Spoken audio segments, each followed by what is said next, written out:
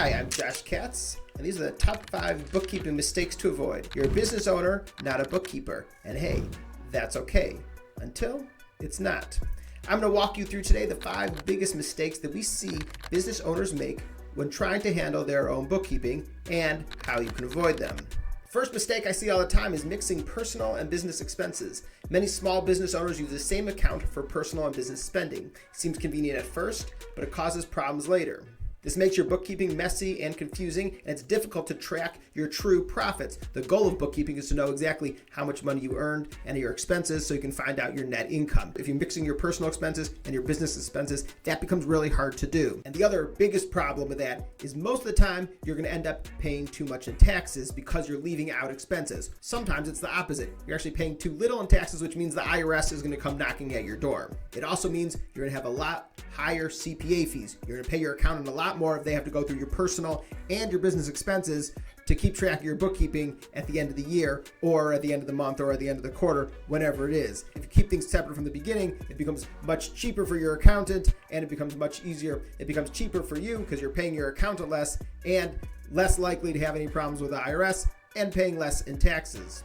If you're buying groceries on the same card as you're buying your business supplies, there's a problem. At tax time, your accountant has to dig through and separate everything. You have the risk of losing legitimate deductions. The fix here is simple. Open a separate business account and open up a separate business credit card. Keep your personal and business expenses separate. Now, you go to the grocery store, you open up your wallet. The only card in your wallet is your business credit card. Not a problem. You can use that. You just have to correct it in the books immediately before you forget. It happens all the time. Important thing to do is to correct it soon after it happens. If your account's already mixed, start your cleanup now and separate it going forward. Consider using bookkeeping software to tag and categorize everything properly. Separating your business expenses is going to save you time and money. If you've already been mixing everything, don't panic. You can still fix it. But the sooner you separate those expenses, the better. Mistake number 2 is not reconciling your accounts monthly. Clients come to me all the time and say they need their taxes prepared, but their books first need to be complete.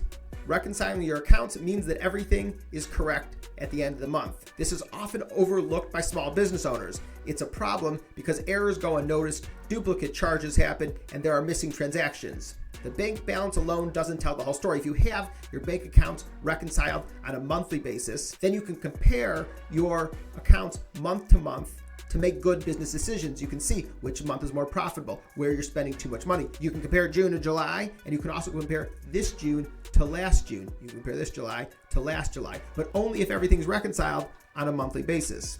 It's like a checkup for your business finances monthly rather than only at tax time. We also recommend software for this: QuickBooks, Xero, and Wave. And if this ends up being a lot for you, this is a time to speak with a bookkeeper. Ask a bookkeeper how they can help. The job of the bookkeeper is making sure that you stay on track. Mistake number 3 is misclassifying transactions. This may not seem like a problem.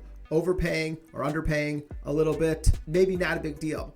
In the end, you could end up overpaying a lot in taxes. You could also end up underpaying a lot in taxes. This is a problem because that means the IRS is going to write you a letter. You're going to end up paying penalties and interest. Something else that happens we see when you're using software nowadays, when you miscategorize a transaction, the software may learn that that's how the transaction is supposed to be categorized and will continue making the mistake over and over again. So one small misclassified transaction, but repeated over and over again, can end up causing a big difference on your net income.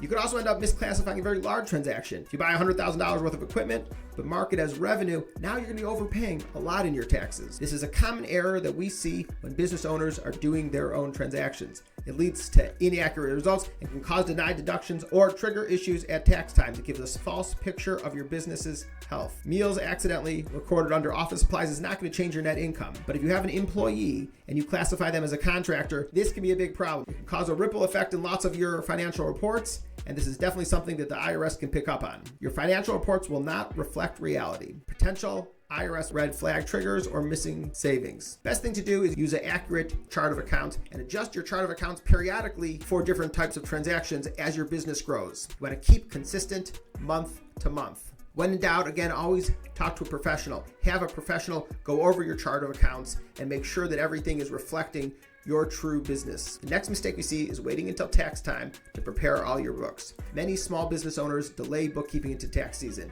A lot of reasons why they do this. Many business owners don't like doing bookkeeping, so they push it off more and more. Many business owners know how to run their business, but they don't even know how to do bookkeeping. At that time, we're going to recommend speak with a bookkeeper. This creates panic and stress at the time of filing. It increases the risk of errors, increases missed deductions. It ends up being much more expensive for your accountant to go back and do cleanup bookkeeping than it would be if everything was kept up to date. It leaves the business owners flying blind the rest of the year. They're unable to go back and use their bookkeeping to help them make financial decisions. When an owner realizes in March that they overspent or missed invoices, CPAs are going to charge more for the cleanup work. It's going to be much more difficult to go through all of your records from a year ago to get everything up to date. We stress the value of monthly bookkeeping, if not monthly, quarterly, but periodic and regular bookkeeping to make sure that everything is accurate. This is not just for taxes, but it's to make better business decisions all year. When clients come to me at the end of the year to do an entire year of bookkeeping, they end up missing expenses, which means they're paying more in taxes. If bookkeeping is something that's difficult for you, we recommend you speak with an accountant